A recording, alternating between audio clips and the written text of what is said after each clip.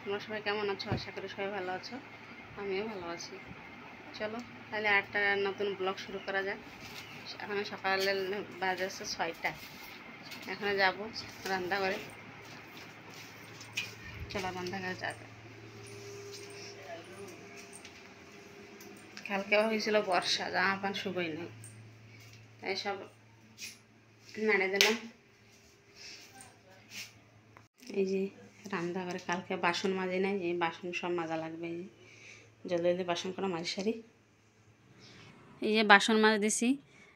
আমার কি হয়, সে রাত্রি ছেলে খাতে খেতে হয়ে যায় লেট, আর ছেলে শোয়ার জন্য বিরক্ত করে। আর ছেলের ঘুম পড়া বাড়িতে আমারও এত ঘুম এসে যায়, আর ইচ্ছা লাগে না যে বাসন টাসন মাজে তোমার রান্নাঘরটা একটু সাফা সুতরা করে রাখি। কবে কবে হয়, কবে কবে হয় না। তারপরে সকালে উঠে সব গ্যাস ট্যাস মোছামুছি, বাসন টাসন সব মাজে ছেলের জন্য আবার টিফিনের ব্যবস্থা করলাম। भूख लगी है खाना चाहिए, भूख लगी है खाना दो, भूख लगी है खाना दो,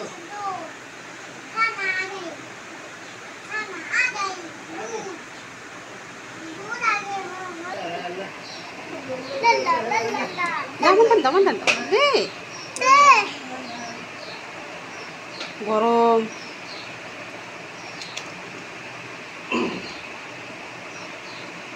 আমার ধারে আমি দে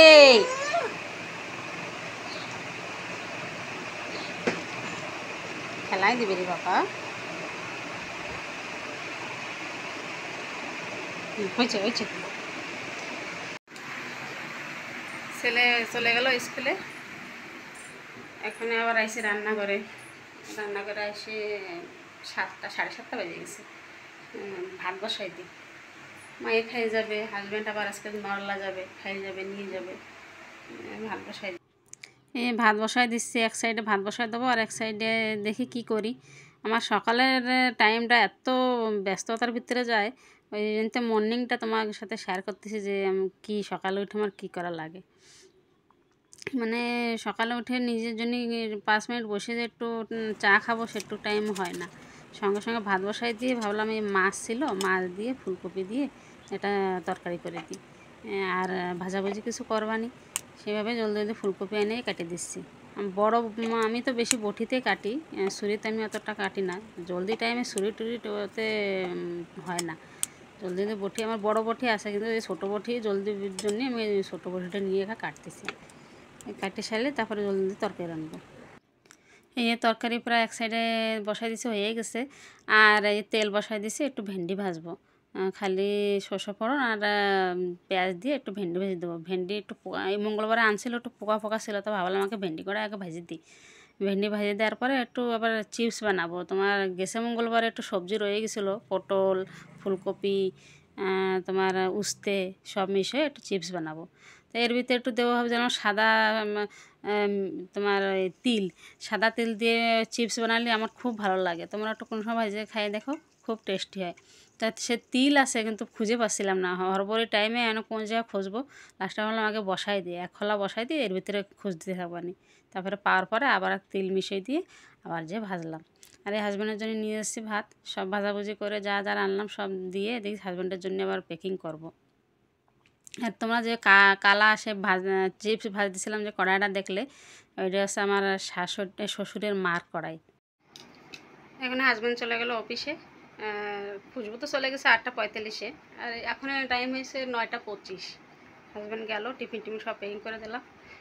এত গরম লাগতেছে, একটু ফ্যানের তলা এসে বসে, রান্না বাড়া সব কমপ্লিট। এখন একটু চা খাবো, চা খাইয়ে তারপরে স্নান দান করবো, পুজো দেবো, ফুল তুলবো। এই যে একটু রেস্ট নিয়ে চলে আসলাম চা বানাতে। চা বানায় এই যে একটু টোস্ট দিয়ে খাচ্ছি। খাওয়ার পরে চলে গেলাম ফুল তুলতে। আমাকে দেখো গাছে কত সুন্দর ফুল পড়ছে, লাল ফুল, সাদা ফুল, অন্যরকম অনেক ফুল এখনও ফোটে ভালো। তারপরে স্নান দান করলাম, করে পুজো দিয়ে তারপরে সঙ্গে সঙ্গে সঙ্গে চলে এসে রেডি হতি, কেন ছেলেরে আনতে যেতে হবে। ছেলে হাজব্যান্ড থাকলে তো ছেলের নিয়ে আসে, কিন্তু হাজব্যান্ড তো আজকে নাই। আর আমার ঘরের সাইডে এক দাদা ছেলে আছে, মাঝে সাঝে ওরে পাঠাই, কিন্তু ওর শরীরটা আজকে ভালো ছিল না বলে আমি আগের দিন গেছিলাম স্কুটি নিয়ে, আর 2 নম্বর দিন যাব। ওটা আনার পরে আবার স্নান দান করাতে হবে, আরও কত মানে খাওয়ানো মানে খাওয়াতে হবে। তাহলে এখন এই ভিডিওটা রাখি। এটা ছিল আমার মর্নিং রুটিন। যদি ভালো লাগে একটু লাইক করে দিও আর সাবস্ক্রাইব করে দিও, একটু পাশে থেকো। আর দেখা হচ্ছে অন্য কোনো ব্লগে। বাই।